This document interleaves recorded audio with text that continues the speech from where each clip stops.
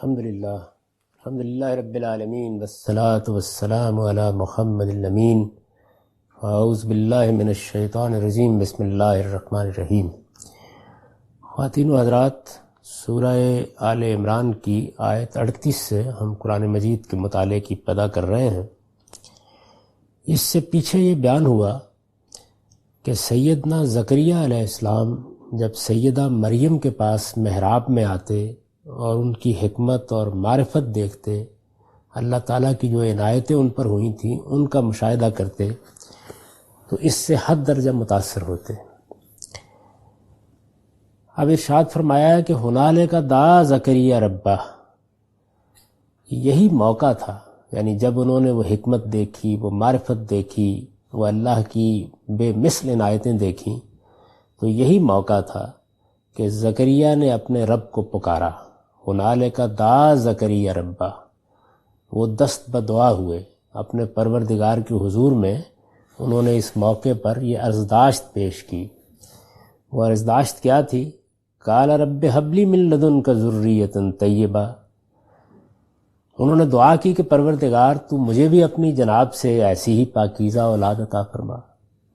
سیدہ مریم سے جب وہ متاثر ہوئے اور انہوں نے دیکھا کہ اللہ کا کیسا کرم، کیسی عنایت ان پر ہے، ان کی ماں کی دعا ان کے حق میں کیسی مقبول ہوئی ہے، اللہ تعالیٰ نے کس طریقے سے ان کو پروان چڑھایا ہے، اور اب یہ دین اور معرفت کے بارے میں کیسی باتیں کرتی ہیں اور کس طرح کی عنایتیں میں ان پر دیکھتا ہوں، ان کو دیکھ کر انہوں نے اپنے پروردگار سے یہ دعا کی کہ ایسی ہی پاکیزہ اولاد عنایت ہو تو مجھے عطا ہو جائے۔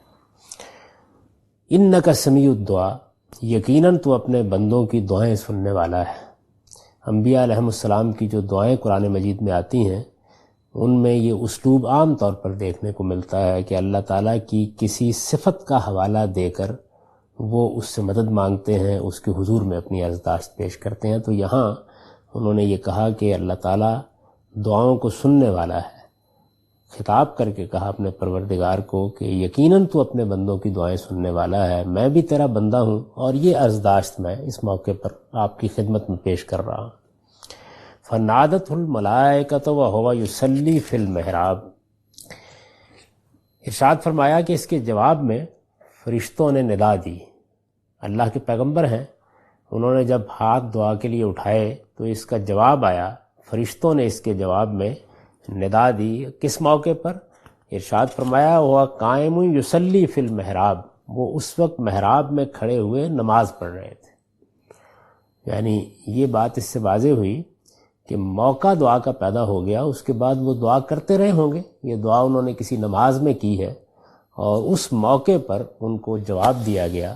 جب وہ محراب میں کھڑے نماز پڑھ رہے تھے تو فرشتوں نے پکار کر ان کو کہا ان اللہ یبشرک بیحییٰ مصدقا بکلمۃ من اللہ وسیدا وحصورا ونبیا من الصالحین، کہ اللہ تجھے یحییٰ کی خوشخبری دیتا ہے۔ سیدنا یحییٰ کے اسلام کی پیدائش سیدنا مسیح علیہ السلام سے پہلے ہوئی ہے، 6 ماہ کے قریب یہ ان سے بڑے ہیں۔ جب یہ دعا انہوں نے کی تو اللہ کی طرف سے اس کا جواب آیا۔ اس میں یہ بیان کیا گیا کہ فرشتوں نے یہ ندا دی، اور کئی جگہوں پر بھی یہ اسلوب اختیار کیا جاتا ہے، لیکن جیسے ہی ہم آگے بڑھیں گے تو معلوم ہوتا ہے کہ واحد کے صیغے آ گئے ہیں، یعنی یہاں تو فرشتوں کا ذکر ہے، تو اس سے یہ بات خود بخود واضح ہو جاتی ہے کہ اگرچہ یہ معاملہ تو فرشتوں کی طرف سے ہوا، لیکن اس موقع پر فرشتے ان کے سامنے نہیں آئے، یعنی ایک ندائے غیبی ہے جو انہوں نے اس موقع کے اوپر سنی ہے۔ انہوں نے اس کے اوپر جو آگے سوالات کیے ان سے بھی یہ بات واضح ہوتی ہے، تو اس وجہ سے پھر آگے مذکر کے صیغے آ گئے، یعنی ایک آواز آئی، اس آواز کے جواب میں انہوں نے یہ کہا۔ تو انہوں نے بشارت یہ دی کہ اللہ تعالیٰ تجھے یحییٰ کی بشارت دیتا ہے، اور اس کے بعد یحییٰ کا تعارف کرایا، یعنی تم نے چونکہ دعا محض کسی فرزند کے لیے نہیں کی، دعا کا باعث صرف یہ نہیں ہے کہ مجھے ایک اولاد نرینہ حاصل ہو جائے جس طرح کہ میں آپ عام آدمی دعا کرتا ہے، بلکہ سیدہ مریم کی حکمت اور معرفت سے متاثر ہو کر انہوں نے دعا کی ہے کہ مجھے اس طرح کا کوئی فرزند عطا ہو، ایسی پاکیزہ اولاد عطا ہو جو اسی طرح سے حکمت اور معرفت کو دنیا میں عام کرنے کا ذریعہ بنے۔ تو جب بشارت دی گئی تو اس میں پھر وہ پہلو بیان کیے گئے کہ یحییٰ کی بشارت دی جا رہی ہے، یحییٰ کی ولادت تمہارے ہاں ہوگی، اور یہ کیا شخصیت ہوں گے؟ پہلا تعارف ان کا یہ کرایا ہے کہ مصدقا بکلمۃ من اللہ، وہ اللہ کے ایک کلمے کی تصدیق کرنے والے ہوں گے۔ یہ سیدنا مسیح علیہ السلام کا خاص تعارف ہے، کیونکہ ان کی پیدائش جیسے کہ آگے معلوم ہوگا بن باپ کے ہوئی ہے، تو ان کو اللہ تعالیٰ یہ کہتے ہیں کہ میرا حرف کن ہے جس نے مسیح کی صورت اختیار کر لی ہے۔ اس تعبیر کو کلمۃ من اللہ سے یا کلمۃ اللہ سے ادا کیا جاتا ہے، اللہ کا ایک کلمہ، اللہ کی ایک بات، اللہ کا ایک فرمان، یعنی اس کے لیے جو عام پروسیس ہے یا عام طریقہ ہے وہ اختیار نہیں کیا گیا، بلکہ اللہ تعالیٰ جو قرآن میں بیان کرتے ہیں کہ میں جب یہ کہتا ہوں کہ یہ چیز ہو جائے تو میرا اصل امر تو واقع ہو جاتا ہے، اس کے بعد اس مادی دنیا میں اس کا ظہور کیسے ہوتا ہے اس کے لیے کچھ قوانین مقرر ہیں۔ تو ان کو اس مادی دنیا کے قوانین سے بالا تر کر کے اللہ تعالیٰ نے پیدا کیا، تو اس وجہ سے ان کو کلمۃ من اللہ کہا جاتا ہے۔ تو فرمایا کہ یہ یحییٰ اس فرمان کی، اللہ کے اس کلمے کی تصدیق کریں گے، یعنی یہ اس بات کی منادی کریں گے کہ اللہ تعالیٰ مسیح علیہ السلام کو بھیجنے والے ہیں، اور مسیح علیہ السلام کی یہ حیثیت ہے، بنی اسرائیل کے لیے وہ اس طرح خدا کے پیغمبر کے طور پر آئیں گے۔ عام طور پر پیغمبروں کے بارے میں یہی طریقہ اختیار کیا گیا ہے۔ بنی اسرائیل کے پیغمبروں میں سے ہر جانے والا اپنے بعد آنے والے کی منادی کر کے جاتا تھا، بشارت دے کے جاتا تھا۔ سیدنا مسیح کا معاملہ بہت غیر معمولی ہے، اس کی وجہ یہ ہے کہ بنی اسرائیل جو ایک بڑے منصب پر فائز کیے گئے، یعنی دنیا پر حق کی شہادت دینے کے لیے ایک قوم کا انتخاب کیا گیا، ان کے وہ آخری پیغمبر ہیں۔ یہی وجہ ہے کہ جیسے ہی ان کا معاملہ ختم ہوا تو جس طرح کے آگے آئے گا، اللہ تعالیٰ نے اعلان فرما دیا کہ اب بنی اسرائیل اللہ تعالیٰ کے عذاب کی زد میں ہے اور قیامت تک اسی عذاب کی زد میں رہیں گے۔ اس عذاب کی نوعیت کیا ہوگی اس کو بھی آگے بیان کر دیا ہے۔ تو یہ فرمایا کہ یہ اللہ کے اس کلمے کی تصدیق کرنے والے ہیں، گویا حضرت یحییٰ اسی طرح سیدنا مسیح کی منادی کرنے، ان کی بشارت دینے کے لیے مبعوث ہوئے، جس طریقے سے خود سیدنا مسیح علیہ السلام نے رسالت مآب صلی اللہ علیہ وسلم کی منادی کی ہے۔ فرمایا وہ سیدم و حصورا، وہ سردار ہوگا۔ یہ انبیاء علیہم السلام کا خاص مقام ہے جس کو بیان کیا ہے۔ ظاہر ہے کہ وہ اپنی فطرت کے لحاظ سے بھی سردار ہوتے ہیں، خدا کی طرف سے آتے ہیں، خدا کا فرمان واجب الاذعان سناتے ہیں، تو یہ چیز ظاہر بات ہے کہ ان کی اس حیثیت کو قطع نظر کے لوگ اسے مانے یا نہ مانے بیان کر دیتی ہے۔ تو قرآن مجید نے اسی کو بیان کیا، یعنی وہ لوگوں کے سامنے جس طرح کہ انجیل میں بھی آتا ہے، اللہ کا فرمان پڑھ کر سنائیں گے تو یہ معلوم ہوگا کہ گویا ایک بادشاہ کی طرح کلام کر رہے ہیں۔ رسالت مآب صلی اللہ علیہ وسلم کے بارے میں بھی اگر آپ دیکھیے تو جب یہ کہا جاتا ہے کہ یتلو علیہم آیاتہ، وہ اللہ کا فرمان ان کو پڑھ کر سنائے گا، تو گویا ایک فرمان سنانے والے خدا کے نمائندے کی حیثیت، ایک سردار کی حیثیت نمایاں ہوتی ہے۔ اسی سے سید کا لفظ ہمارے یہاں اختیار کیا جاتا ہے انبیاء علیہ السلام کے لیے۔ ہم انبیاء علیہ السلام کو سیدنا کہتے ہیں، ہمارے سردار۔ تو قرآن مجید نے بھی سیدنا یحییٰ کا تعارف اسی طریقے سے کرایا، یعنی پہلی بات یہ کہی کہ وہ اللہ کے ایک کلمے کی تصدیق کرنے والے ہوں گے۔ اس طرح ابتدا ہی میں یہ بات واضح کر دی کہ سیدنا مسیح علیہ السلام کی ولادت کیونکہ عام ضابطۂ اسباب کے خلاف ہوئی تھی، اسی سے نصارہ نے ان کی الوہیت کا عقیدہ پیدا کیا، اسی سے بعد میں وہ مسائل پیدا ہوئے جن مسائل سے اب تک انسانیت دوچار ہے اور مسیحی دین بھی دوچار ہے۔ اللہ تعالیٰ نے یہ بات ابتدا میں واضح کر دی کہ اللہ تعالیٰ کے جو کن کے کلمے ہیں جن سے چیزیں وجود میں آتی ہیں، ان کلموں میں سے ایک کلمہ سیدنا مسیح علیہ السلام، یعنی نکرہ لفظ استعمال کیا ہے، بے کلمت من اللہ، اللہ کے کلموں میں سے ایک کلمہ، اس سے زیادہ کوئی چیز نہیں تھی۔ یہ جو دوسرا لفظ استعمال کیا سردار، تو اگر آپ انبیاء علیہ السلام کی شخصیت کا مطالعہ کریں جس طرح کہ میں نے عرض کیا، تو وہ اپنی فطرت، اپنے دعوت، اپنے مشن کے لحاظ سے جب دائی بن کر لوگوں کے سامنے کھڑے ہوتے ہیں اور منذر بن کر لوگوں کو پکارتے ہیں اور ہادی اور مرشد بن کر لوگوں کی رہنمائی کرتے ہیں، تو در حقیقت اپنے اسی منصب کا ظہور کرتے ہیں، یعنی اسی چیز کو بیان کرتے ہیں۔ اچھا، پھر یہ کہ انبیاء علیہ السلام کی شخصیت کا مطالعہ کرنے سے یہ بھی معلوم ہوتا ہے کہ جس دعوت پر وہ کھڑے ہوتے ہیں اس کے لیے تمام لوازم، تمام اسلحہ معلوم ہوتا ہے خدا نے ان کو دے کر بھیجا ہے۔ خلق کے لیے ان کا سینہ شفقت اور رافت سے لبریز ہوتا ہے۔ کام کو اگر آپ دیکھیں، ایک پیغمبر کے کام کو اور عام کے دائی کے کام کو، تو واضح فرق نظر آتا ہے کہ ان کے کام میں بڑی بے پناہ سطوت اور جلالت ہوتی ہے۔ آواز میں، انداز میں انبیاء علیہ السلام کی سیرت کو پڑھیں تو ایک غیر معمولی ہیبت ہوتی ہے۔ لوگ بالعموم ان کو دیکھتے ہیں تو یہ محسوس کرتے ہیں کہ ان کی تابناک پیشانی میں ان کی عظمت اور صداقت ہے جو جھلک رہی ہے۔ اگرچہ سیدنا یحییٰ کے بارے میں یہ بیان کیا ہے کہ وہ کمل کی پوشاک پہنتے تھے، جنگلی شہد اور ٹڈیوں پر گزارا کرتے تھے، لیکن جیسے انجیل میں آتا ہے یہی تعارف ان کا کرایا جاتا ہے کہ ان کے رعب اور دبدبوں سے بادشاہوں پر لرزہ طاری ہو جاتا تھا. یعنی جب وہ بات کرتے تھے، جس طرح کہ انہوں نے ان کی زندگی کا اگر مطالعہ کریں تو بعد میں بات کی ہے، اور پھر وہ حق کے لیے سرزنش کرتے ہیں اپنے مخاطب کو، یعنی جھڑک دیتے ہیں. سیدنا مسیح علیہ السلام کے بارے میں ہم بائبل میں دیکھتے ہیں کہ جس وقت پہلی بار یروشلم میں آئے ہیں اور جا کر وہ بیت المقدس میں داخل ہوئے ہیں، تو اگرچہ بالکل نوجوان تھے، تو انہوں نے جا کر وہاں جو دکانیں لگی ہوئی تھیں اور ایک میلے کسی صورتحال سے اس کو الٹ دیا اور سرزنش کی کہ تم نے میرے پروردگار کے، میرے خداوند کے، میرے باپ کے گھر کو بھٹ بنا دیا ہے. یہ کیا چیز ہے؟ یہ میلے کی جگہ ہے، یہ اس طریقے سے دکانیں لگانے کی جگہ ہے، یہ تو خدا کی عبادت کی جگہ ہے. تو سرزنش بھی کرتے ہیں، یعنی جس طریقے سے بادشاہ سرزنش کرتے ہیں. تو حضرت یحییٰ، حضرت عیسیٰ، دونوں حضرات کے متعلق بائبل میں آپ جگہ جگہ یہ جو اسلوب دیکھیں گے کہ وہ با اختیار کی طرح بات کرتے تھے، اور یہ ان کی اس منصبی سرداری ہی کا ایک جلوہ ہے جو نظر آتا ہے، کیونکہ وہ اپنے گلے کے رائی بھی ہوتے ہیں اور اس کی چرواہی کرتے ہیں، اور اس بات سے ان کی حیثیت عرفی میں کوئی فرق نہیں پڑتا کہ لوگ انہیں مانے یا نہ مانے، چونکہ وہ خدا کی طرف سے مقرر ہوتے ہیں. تو یہ چیز ان کی شخصیت میں، ان کی ذات میں، ان کی دعوت میں ہر لحاظ سے نمایاں ہو جاتی ہے. اس کے لیے یہ لفظ سید استعمال کیا گیا ہے. یعنی یہ محض ایک تعریف کا کلمہ نہیں ہے، بلکہ اس سرداری کی شان کو بیان کرتا ہے جو پیغمبر کے ہاں ہوتی ہے. ہمہ شمہ کے لیے ضروری نہیں کہ ہو، یعنی ان کی دعوت میں، ان کی طبیعت میں، ان کی فطرت میں، ان کے بات کرنے کے انداز میں، ان کے کلام میں، ہر چیز میں یہ چیز نمایاں ہوتی ہے. دوسرا لفظ استعمال کیا گیا حصورہ، یعنی وہ کنارہ کش تھے. یہ سیدنا مسیح اور سیدنا یحییٰ دونوں کا ایک خاص پہلو ہے. یعنی دونوں کا معاملہ یہ ہے کہ وہ آخری اتمام حجت کے لیے آئے ہیں. ان کے ذریعے سے بنی اسرائیل کی تقدیر کا فیصلہ ہونے والا ہے. یہ اتنا بڑا معاملہ تھا کہ جس کو وہ خود بیان کرتے ہیں کہ ہم تو اس وقت آئے ہیں جب کہ تمہاری جڑوں پر کلہاڑا رکھ دیا گیا ہے.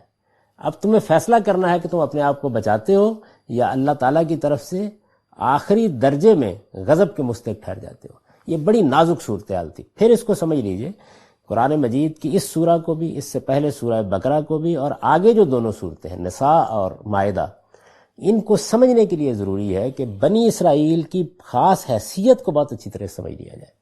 یعنی یہ ایسا نہیں ہے کہ کسی عام قوم کے ساتھ یا عام انسانوں کے ساتھ کوئی معاملہ کیا جا رہا ہے یا کوئی عمومی قانون ہے جس پر گفتگو کی جا رہی ہے. یوں سمجھ لیں کہ جس طریقے سے کسی شخص کو آپ نبوت کے منصب پر فائز کریں، یعنی اللہ تعالیٰ کسی شخص کو نبوت کے منصب پر فائز کرے، تو اب نبوت کا منصب دینے کے بعد پھر معاملہ وہ نہیں ہوتا جو عام لوگوں کے ساتھ ہو رہا ہوتا ہے. ایک بڑا منصب جب دے دیا جاتا ہے، چنانچہ قرآن نے اس کو بیان کیا رسول اللہ صلی اللہ علیہ وسلم کے بارے میں کہ تم کیا سمجھتے ہو کہ یہ ہم نے نبوت کا منصب دے کر ان کو کھڑا کر دیا ہے، اپنا نمائندہ بنا کر کھڑا کر دیا ہے، تو یہ اطمینان کے ساتھ ہمارے بارے میں کوئی جھوٹی بات کہہ دیں گے؟ یہ ذرہ برابر جسارت بھی کریں گے تو ہم ان کی رگے جان کاٹ دیں گے. یعنی ان کا معاملہ عام آدمی کا معاملہ نہیں ہے. عام آدمی کا جو جی چاہے کہتا رہے اور جو بات زبان سے چاہے نکالتا رہے. اللہ کا قانون آزمائش کا کار فرما رہتا ہے. جو ہنگامہ چاہے کرتے رہیے، اپنے آپ کو آپ فرعون کی طرح یہ کہیے کہ انا ربکم الاعلی، میں سب سے بڑا خدا ہوں، تو اس کے اوپر کچھ بھی نہیں ہوگا. لیکن یہ کہ پیغمبر کے معاملے کی نوعیت بالکل مختلف ہو جاتی ہے. اسی چیز کو رسالت مآب صلی اللہ علیہ وسلم کی ازواج مطہرات کے بارے میں قرآن نے واضح کیا. یہ بتایا کہ ازواج مطہرات اگر آزاد ہو کے الگ زندگی بسر کرنا چاہتی ہیں تو ان کو حق حاصل ہے. یعنی سورہ احزاب کو آپ پڑھیں تو پہلے یہ کہا ہے کہ آپ پیغمبر آپ اپنی بیویوں سے آج یہ کہہ دیں کہ حالات بہت نازک ہو گئے ہیں، صورتحال بڑی غیر معمولی ہے، اس میں اب عام طریقے کی زندگی بسر کرنا ممکن نہیں ہے، اس میں کچھ زائد پابندیاں ہم نے لگانی ہیں ان پر بھی اور آپ پر بھی. ایک بڑا منصب ہے اور اس کی ذمہ داریوں کے لیے کچھ بات کہنی ہے، اس لیے ان کو انتخاب کا حق دے دیجیے. یہ چاہیں تو رخصت ہو جائیں، عام عورتوں کی زندگی بسر کریں، ان کو بہت اچھے طریقے سے رخصت کر دیا جائے گا. یعنی کوئی اس میں عتاب نہیں ہے، کچھ نہیں ہے، حق حاصل ہے، چلی جائیں. لیکن اگر یہ انتخاب کر لیتی ہیں کہ ہمیں اس منصب پر رہ کر ذمہ داری ادا کرنی ہے تو پھر سوچ سمجھ کے انتخاب کر لیں. اس کے بعد کچھ خصوصی احکام جو ہم دینے والے ہیں، تو اس میں شروع میں یہ بات بیان کر دی گئی ہے کہ اب اس کے بعد، یعنی اس انتخاب کے بعد، اپنی طرف سے اس چیز کو منتخب کر لینے کے بعد، اس منصب پر فائز ہو جانے کے بعد، اگر کوئی گناہ کرو گی تو دوہرا عذاب دوں گا، اور اگر صحیح راستے پر رہو گی تو دوہری جزا دوں. یعنی یہ بات وہاں واضح کر دی، بیان کر دی ہے. اسی طرح کا معاملہ بنی اسرائیل کا ہے. یعنی بنی اسرائیل کے لیے بھی صورتحال یہ ہے کہ اللہ تعالیٰ نے حضرت ابراہیم کے بارے میں سورہ بقرہ میں یہ پوری تاریخ سنائی ہے کہ ہم نے ان کو کچھ کلمات میں آزمایا، وہ اس پر پورے اترے. اس کے بعد انہوں نے ہمارے ساتھ یہ عہد کیا کہ یہ منصب میری پوری ذریت کو عطا ہو جائے گا ہم نے کہا کہ ہم نے فیصلہ کر دیا ظالموں ہی سے ہم اس کو چھینیں گے۔ وہ منصب کیا تھا کہ اب تاریخ اس دور میں داخل ہو رہی ہے جب کہ دنیا تمدن میں آ جائے گی، دنیا کا نظم بالکل ایک دوسری صورت اختیار کر لے گا۔ یہ وہ موقع ہے کہ جس پر نبوت کو اب ایک پوری کی پوری قوم کے حوالے کر دیا جائے، اس کو دنیا کے وسط میں آباد کیا جائے، اس کے ذریعے سے دین کا ظہور ہو، انفرادی زندگی میں بھی اور اجتماعی زندگی میں بھی، تو ساری دنیا کے سامنے خدا کے دین کی آخری گواہی آ جائے۔ یعنی یہ کام کیا گیا۔ آپ جانتے ہیں کہ ہم جب دنیا کی تاریخ پڑھتے ہیں تو یہ ایک بالکل بدیہی حقیقت ہے کہ نبی صلی اللہ علیہ وسلم کے بعد دنیا تاریخ کی روشنی میں ہے، یعنی اب ہر چیز ریکارڈ پر ہے، ہر ایک شخص کے بارے میں ہم تاریخی طور پر جانتے ہیں، حکومتیں کیسے بن رہی ہیں، سلطنتیں کیا ہیں، یعنی آپ ایسے ہی جیسے آج کی دنیا سے واقف ہیں، جیسے آپ کو یہ معلوم ہے کہ 1947 سے پہلے ہندوستان متحد تھا اور اس میں یہ لوگ کام کر رہے تھے، یہی صورتحال پچھلی 1400-1500 سال کی تاریخ کی ہے۔ لیکن اس سے پہلے قبل تاریخ کا زمانہ شروع ہو جاتا ہے، یعنی کچھ دھندلے تاریخی نقوش آپ سے 500 سال پہلے کی تاریخ میں ملتے ہیں، اور پھر سیدنا مسیح علیہ السلام کے بعد کوئی 300-325 قبل مسیح تک کچھ تاریخ کی روشنی میں، اس کے بعد تاریخ کی روشنی ختم ہونی شروع ہو جاتی ہے، یعنی پھر معاملہ وہ نہیں رہتا، اور پھر دھندلے کچھ نقوش ہیں جو آپ کو زیادہ سے زیادہ آپ آگے بڑھے تو 3-4 ہزار سال کی تاریخ تک ملتے ہیں، اس کے بعد تاریخی ہے، یعنی باقی جو کچھ ہے وہ پھر تاریخ کی روشنی نہیں ہے، جدید تحقیقات میں ہم کچھ نئے نتائج اخذ کر رہے ہیں۔ یہ جو صورتحال ہے یہ خود اس بات کا تقاضا کرتی ہے کہ جب تک دنیا تاریخ کی روشنی میں نہ آئے اس وقت تک انفرادی نبوتی کا طریقہ اختیار کیا جائے۔ چنانچہ اس کو بیان کیا اللہ تعالیٰ نے کہ اس دور میں ہم نے کیا کیا، وَلِكُلِّ أُمَّةٍ الرَّسُولُ، ہر امت کے لیے ہم نے ایک رسول مبعوث کیا، فَإِذَا جَاءَ رَسُولُهُمْ قُضِيَ بَيْنَهُمْ بِالْقِسْطِ، اور جب ہم کسی رسول کو مبعوث کرتے اس قوم کے لیے عدالت لگاتے، دنیا میں اس کا فیصلہ کرتے، نہایت انصاف کے ساتھ اہل حق کے لیے یہ فیصلہ سنا دیا جاتا، منکرین حق کے اوپر خدا کا عذاب آتا، وَهُمْ لَا يُظْلَمُونَ، اور کوئی ظلم ان پر نہیں ہوتا تھا۔ یعنی یہ معاملہ بار بار ہوا۔ اس کے بعد سیدنا ابراہیم علیہ السلام کی جب بعثت ہوئی تو اب دنیا تاریخ کے دور میں داخل ہونے والی ہے، یعنی ٹھیک تاریخ کا دور شروع ہو رہا ہے، تو اس میں پھر اس کا انتخاب کیا گیا۔ چنانچہ ان کی اولاد کو یہ منصب دیا گیا جس کو ہم شہادت کا منصب کہتے ہیں، یعنی آپ یوں سمجھ لیجئے کہ لفظ نبوت تو ہم استعمال نہیں کرتے خاص منصب کی وجہ سے، لیکن یہ ویسا ہی منصب ہے کم و بیش۔ اب جب یہ بات شروع ہوئی ہے تو آپ دیکھیں کس آیت سے شروع ہوئی ہے۔ اس سے شروع ہوئی ہے کہ ان اللہ اصطفیٰ آدم و نوح و آل ابراہیم و آل عمران علی العالمین، ہم نے پہلے مرحلے میں آدم اور نوح کو منتخب کیا، اور دوسرے مرحلے میں ابراہیم کی پوری اولاد اور عمران کی پوری اولاد کو منتخب کیا۔ تو یہ انتخاب ہے خدا کا، یہ انتخاب ہے کہ جب آپ سورہ بقرہ کو کھولتے ہیں تو وہ شروع ہوتی ہے، جب اس کی تمہید ختم ہوتی ہے، خطاب شروع ہوتا ہے، تو یہاں شروع ہوتا ہے کہ بنی اسرائیل یاد کرو میری وہ نعمت جو میں نے تمہیں دی، اور ساری دنیا والوں پر ترجیح دے کر میں نے تمہیں فضیلت دی اور ایک خاص منصب کے لیے تمہارا انتخاب کیا۔ تو یہ سمجھ لینا چاہیے کہ ان صورتوں کے اصلاً مخاطب وہ ہیں، یعنی مسلمان ضمنی طور پر اس کے مخاطب ہوتے ہیں۔ گفتگو، لب و لہجہ، شدت کلام، یہ اصل میں ایک منصب کے اوپر فائز لوگوں کے بارے میں ہے جنہوں نے اس منصب کی ذمہ داریوں کو ادا نہیں کیا۔ تو اب یہ اس منصب پر ان کے فائز ہونے کے بعد جو ان کی نسل کا ایک حصہ ہے، یعنی بنی اسحاق یا بنی اسرائیل، ان کا فیصلہ ہونے والا ہے۔ اس فیصلے کی داستان سنائی جا رہی ہے کہ یہ فیصلہ اس طرح ہوا کہ یحییٰ مبعوث ہوئے، اور یحییٰ نے حضرت مسیح کی تصدیق کی، یعنی اب اللہ اپنی حجت پوری کرنے کے لیے وہ سارے اہتمام کر رہا ہے جس کے بعد کوئی عذر باقی نہ رہے، کوئی بات کہنے کی باقی نہ رہے بنی اسرائیل کے لیے۔ اسی وجہ سے سیدنا مسیح علیہ السلام کا تعارف قرآن اس طرح کراتا ہے کہ رسولاً الی بنی اسرائیل، یعنی وہ بنی اسرائیل کے لیے اللہ کے وہ رسول ہیں کہ جنہوں نے ان کے اوپر آخری حجت پوری کر دی۔ یہ پس منظر ذہن میں رہے تو یہ آگے کی ساری بات سمجھ میں آ جائے گی۔ اس کا تعارف کراتے ہوئے پھر یہاں ایک خاص لفظ استعمال کیا، حصورا، یعنی یہ آگے سیدنا مسیح کی صورت بھی یہی ہوگی۔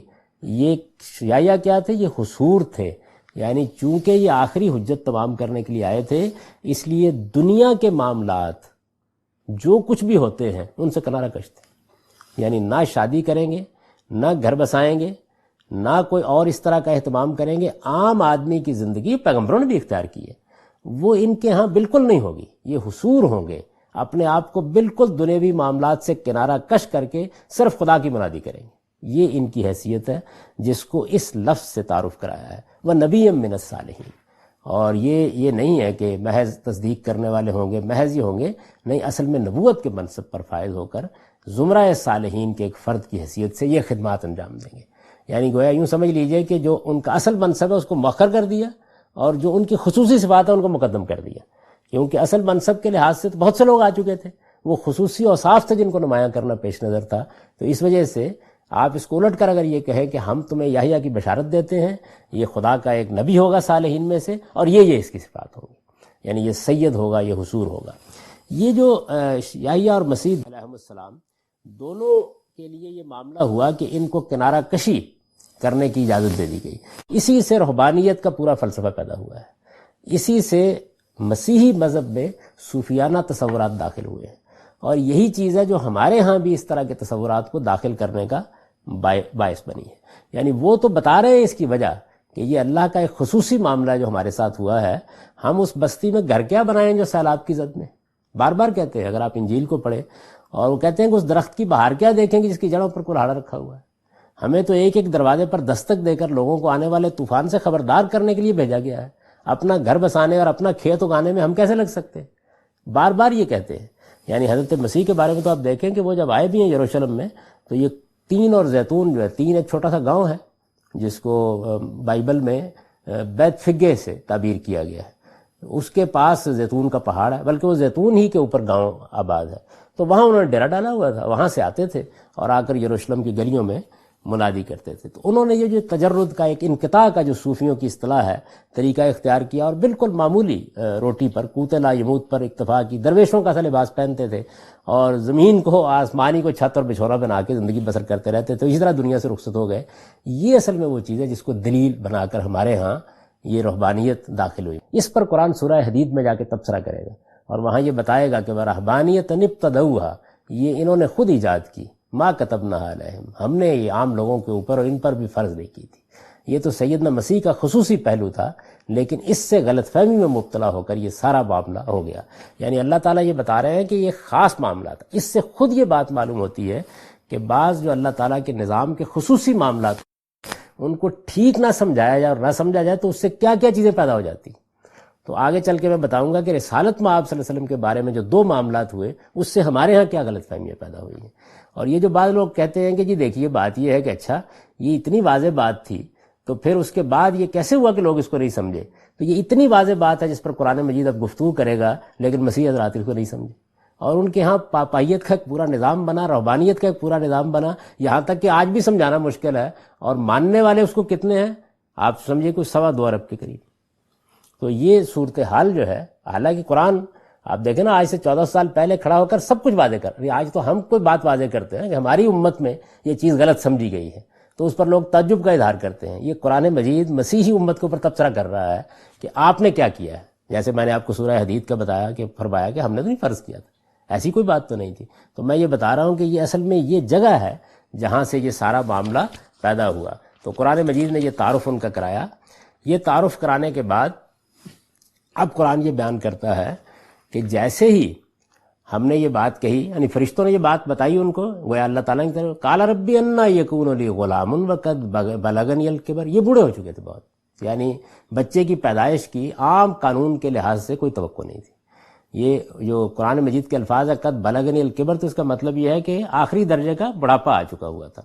اس بڑھاپے کو پیش نظر رکھ کے انہوں نے کہا، تعجب سے پوچھا پروردگار میرے ہاں لڑکا کہاں سے ہوگا، میں تو بوڑھا ہو چکا. اور فرمایا ومراتی آکر، یعنی یہ نہیں کہ چلیے میں اگر بوڑھا ہوں تو بیوی جوان ہے، میری بیوی تو بانجھ پن کی عمر کو پہنچ چکی ہوئی ہے، کوئی امکان ہی نہیں ہے. تو تعجب ہوا انہیں اس بات کے اوپر. قال کذالک اللہ یفعل ما یشاء. یہ اصل میں تمہید اس لیے باندھی ہے کہ سیدنا مسیح کا معاملہ صرف نہیں ہے جس پر نصارہ نے ایک پورے نظام کی بنیاد رکھ دی ہے.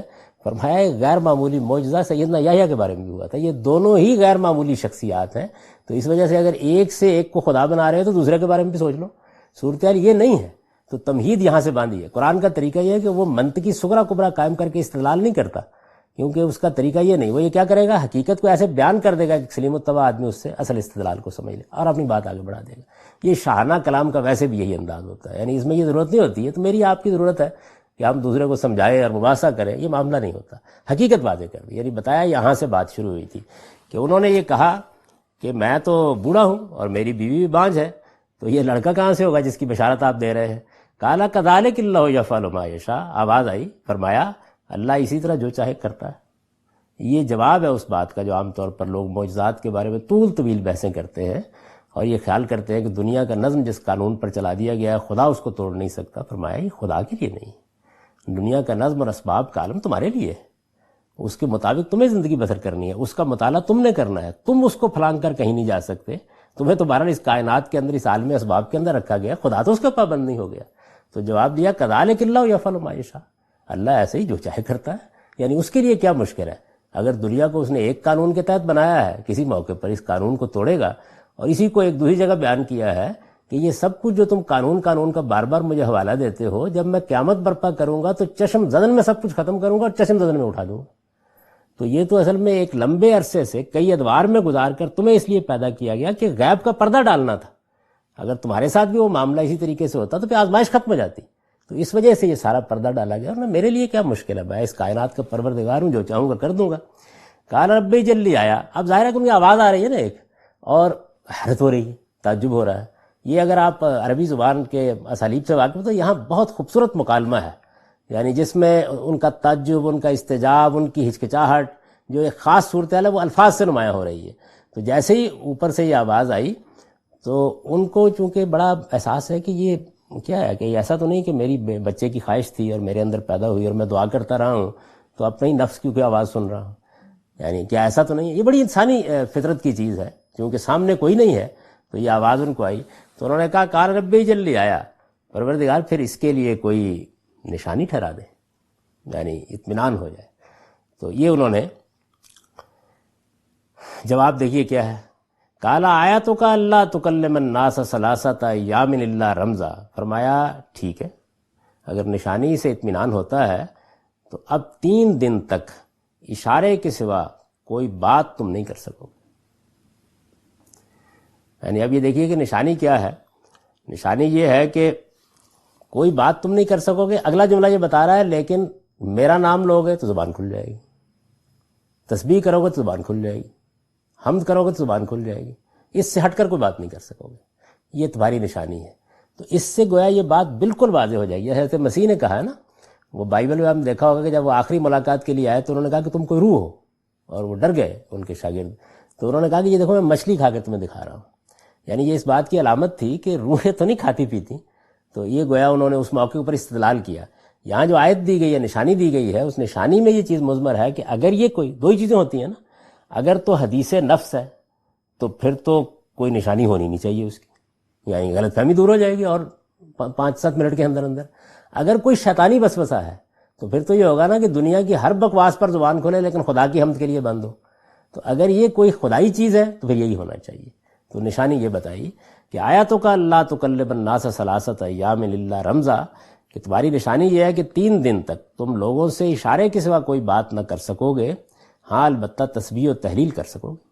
لہٰذا یہ دن اسی طرح گزارنا اور اس دوران میں اپنے پروردگار کو وذکر ربک کثیرا وسبح بالعشی والابکار، اپنے پروردگار کو بہت یاد کرنا اور صبح و شام اس کی تسبیح کرتے رہنا. یعنی تسبیح میں کوئی مسئلہ نہیں ہوگا، خدا کی یاد میں کوئی مسئلہ نہیں ہوگا، لیکن اس کے علاوہ تم کوئی بات نہیں کر سکو گے، کوئی چیز تمہاری زبان سے نہیں نکلے گی. تو یہ ان کو نشانی دی گئی. اور اس نشانی کے بعد گویا سیدنا یحییٰ علیہ السلام کی پیدائش کی بشارت ایک ایسی غیر معمولی اور متعین چیز ہو گئی کہ جس کے بارے میں ان کو کوئی شبہ نہیں رہا. اور یہ جو نشانی ہے، اس نشانی نے ان کو یہ بھی بتا دیا کہ آرزوؤں کے ہجوم میں یہ شیطان کا کوئی القاء نہیں ہے جس کو وہ فرشتوں کا الہام سمجھے بیٹھے ہیں، بلکہ خدا کی طرف سے یہ بشارت ہے. اس کے بعد فرمایا کہ یہ واقعہ سامنے رکھو، یعنی اتنا حصہ سنا دیا، اتنی بات سنا دی. اب دیکھیے کہ آگے کے واقعات بیان کرنا، یہ قرآن کوئی تاریخ نہیں بیان کر رہا، اسے اپنے استدلال کی طرف جانا ہے. تو اس نے سیدنا یحییٰ کا تعارف کرایا اور خاص اس پہلو کو نمایاں کیا کہ اللہ جب اسباب کے قانون کو توڑ کر معاملات کرتا ہے تو ایسے کیا کرتا ہے، اس کی نشانیاں بھی اس طرح دیا کرتا ہے، اس لیے ان کی بنیاد پر کسی کو معبود نہیں بنا لیا کرتا. تو یہ بیان کیا. فرمایا وَإِذْ قَالَتِ الْمَلَائِكَةُ، کہ یہ واقعہ سنا دیا. فرمایا ایک اور واقعہ انہیں یاد دلاؤ. اب اگلا واقعہ جس کی تمہید باندھی گئی تھی، یعنی اب یہ سیدنا مسیح علیہ السلام کے معاملے میں جو غلط فہمی ہوئی ہے ساری، اس کو رفع کرنے کے لیے ایک تمہیدی بات ہو گئی. فرمایا اس کے ساتھ وہ واقعہ انہیں یاد دلاؤ جب فرشتوں نے مریم سے کہا، یا مریم، اے مریم، ان اللہ اصطفاک وطہرک واصطفاک علی نساء العالمین، کہ اللہ تعالیٰ نے تجھے بھی برگزیدہ کر لیا ہے، اپنے کام کے لیے منتخب کر لیا ہے، اپنے کسی کام کے لیے منتخب کر لیا ہے۔ اس کو قرآن جس لفظ سے عام طور پہ ادا کرتا ہے وہ ہے استفاء یا اجتباء۔ یا آپ نے دو لفظ سنے ہوں گے نا، مصطفیٰ مجتبیٰ، یہ اسی سے بنے ہوئے ہیں۔ یعنی مصطفیٰ کا مطلب یہ ہے وہ جسے منتخب کیا گیا، مجتبیٰ کا مطلب ہے وہ جسے منتخب کیا گیا۔ رسول اللہ صلی اللہ علیہ وسلم کے بارے میں بھی یہ دونوں صفات استعمال ہوتی ہیں، تو یہاں وہی لفظ استعمال کیا ہے۔ فرمایا کہ اللہ تعالیٰ نے تمہارا انتخاب کیا ہے، تمہیں برگزیدہ کیا ہے، اور کیا کیا ہے؟ وطہرک، تمہیں پاکیزگی عطا فرمائی ہے۔ یعنی ظاہر بات ہے کہ دنیا کے اندر جب اللہ تعالیٰ کسی منصب کے لیے، اس طرح کے منصب کے لیے منتخب کرتا ہے، تو ایک خاص طہارت قلب، ایک خاص طہارت ضمیر عطا فرماتا ہے بندے کو۔ یعنی اس کی اپنی کاوش، اس کے اپنے ارادے کا یہ صلہ ہوتا ہے، وہ اپنے آپ کو نیکی اور خیر کے راستے پر، سیدہ مریم نے یہ ثابت کر دیا۔ یہ پیچھے آپ کے ذہن میں رہنا چاہیے کہ جو چھوٹے چھوٹے اشارات ہیں ان میں قرآن اصل میں استدلال کر رہا ہوتا ہے۔ تو وہاں یہ بیان کیا کہ وہ اپنی بصیرت، اپنی معرفت، اپنی حکمت میں اس درجے پر تھیں کہ سیدنا زکریا جیسا آدمی ان سے متاثر ہوا۔ اب جب یہ انہوں نے کر ڈالا اپنے طور پر، تو اللہ تعالیٰ نے پھر انتخاب کر کے اس کے صلے میں یہ فرمایا کہ ہم نے منتخب کر لیا ہے، تمہیں پاکیزگی عطا فرمائی ہے، یعنی لوگوں سے الگ کر کے تمہاری خاص تربیت کر دی ہے تاکہ آنے والے حالات کا مقابلہ کرنے کے لیے تم تیار رہو، اور تمہارے اندر وہ طہارت نفس، طہارت اخلاق اور طہارت کردار اور طہارت سیرت رہے جو اس منصب کے شان شان ہے۔ واصطفاک علی نساء العالمین، اور فرمایا کہ دنیا کی ساری عورتوں میں سے ترجیح دے کر اپنی ایک عظیم نشانی کے ظہور کے لیے تمہیں منتخب کر لیا ہے۔ یعنی یہ انتخاب جو ہے یہ اصل میں اس خیر معمولی مقصد کے لیے ہوا ہے کہ اللہ تعالیٰ، اب یہ تمہید باندھی جا رہی ہے حضرت مسیح کی پیدائش کی۔ یا مریم اقنتی لربک واسجدی ورکعی مع الراکعین، فرمایا کہ جب اب اس منصب کے لیے تمہیں منتخب کر لیا ہے تو اب دنیا کے کسی کام کی طرف توجہ نہیں کرنی، اس لیے اپنے پروردگار کی فرما برداری میں لگے رہو، اپنے پروردگار کے حضور میں سجدہ ریز رہو، اور یہاں جو نماز پڑھنے کے لیے لوگ آتے ہیں، خدا کے سامنے جھکنے کے لیے آتے ہیں، ان کے ساتھ نماز میں لگی رہو۔ یعنی یہی اب تمہارا کام ہے، خدا کو یاد کرتی رہو۔ یہ جو خدا کی یاد کے لیے اپنے آپ کو لگا دینا ہے، یہ ایک پورا کا پورا فلسفہ ہے جس کو قرآن بیان کرتا ہے۔ جب اللہ کسی خاص منصب کے لیے منتخب کر لیتا ہے تو پھر اس کے بعد وہ تمام معاملات جو ہمارے ہاں دنیا میں ہمیں پیش آتے ہیں، ہم انسانوں کے لیے جن کا کرنا ضروری ہے بعض حالات میں، ان سے بھی روک دیا جاتا ہے کہ اب آپ اسی میں لگے رہیں۔ رسول اللہ صلی اللہ علیہ وسلم کے بارے میں بھی ہے کہ جیسے ہی یہ منصب دیا گیا آپ کو اور پھر اس کے بعد انذار عام کے لیے کھڑا کیا گیا تو سورہ مزمل نازل ہوئی اور اس میں کہا گیا کہ اوڑھ لپیٹ کر بیٹھنے والے، اب آپ کو قم اللیل الا قلیلا، اب آدھی رات یا اس سے زیادہ آپ کو کھڑے رہنا ہے خدا کے حضور میں، اور رتل قرآن ترتیلا،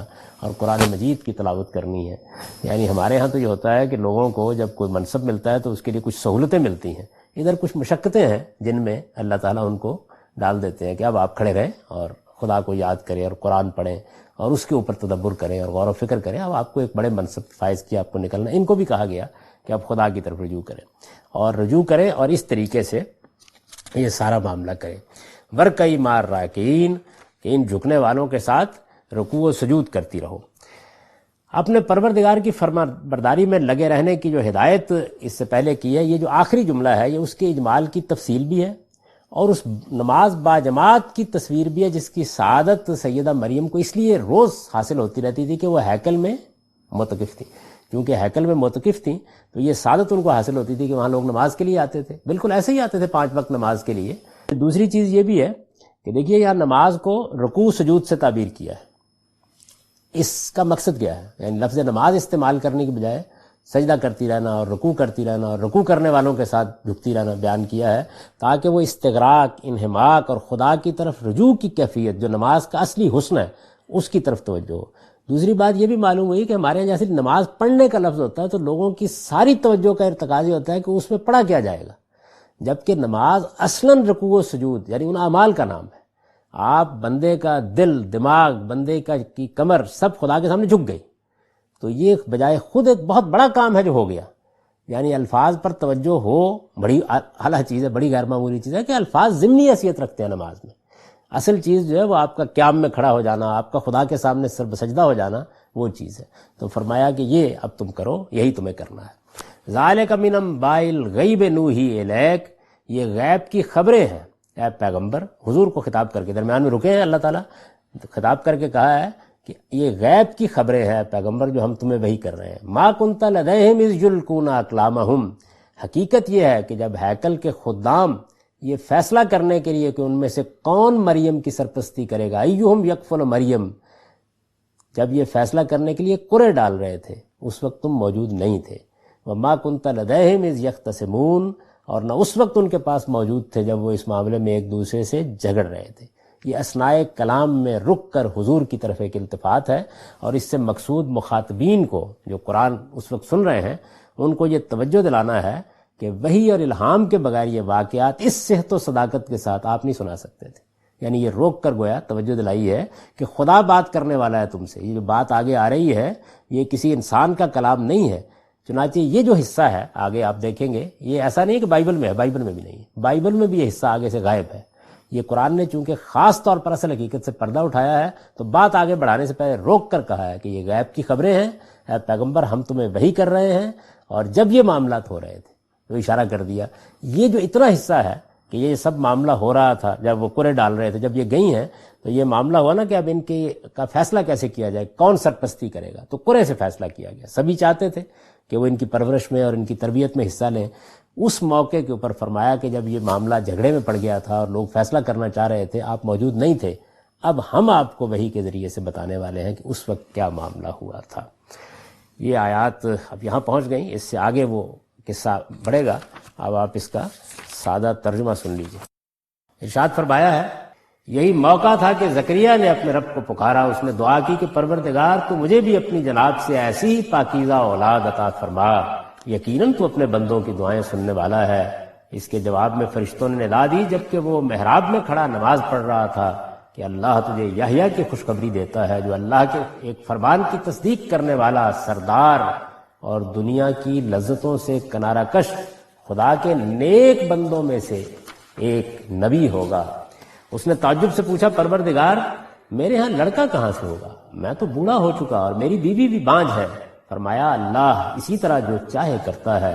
اس نے عرض کیا، پروردگار پھر میرے لیے کوئی نشانی ٹھہرا دے۔ فرمایا، تمہارے لیے نشانی یہ ہے کہ 3 دن تک تم لوگوں سے اشارے کے سوا کوئی بات نہ کر سکو گے، ہاں تسبیح و تحلیل البتہ کر سکو گے، لہذا یہ دن اسی طرح گزارنا اور اس دوران میں اپنے پروردگار کو بہت یاد کرنا اور صبح و شام اس کی تسبیح کرتے رہنا۔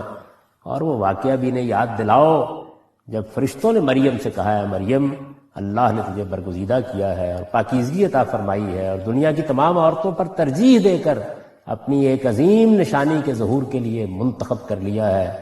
اس لیے اے مریم اب اپنے پروردگار کی فرما برداری میں لگی رہو اور اس کے حضور میں جھکنے والوں کے ساتھ رکوع و سجود کرتی رہو۔ یہ غیب کی خبریں ہیں پیغمبر جو ہم تمہیں وحی کر رہے ہیں، اور حقیقت یہ ہے کہ جب ہیکل کے خدام یہ فیصلہ کرنے کے لیے کہ ان میں سے کون مریم کی سرپرستی کرے گا اپنے اپنے قرعے ڈال رہے تھے تو تم اس وقت ان کے پاس موجود نہ تھے، اور نہ اس وقت ان کے پاس موجود تھے جب وہ اس معاملے میں ایک دوسرے سے جھگڑ رہے تھے۔ اقول قولی ھذا واستغفر اللہ لی ولکم ولسائر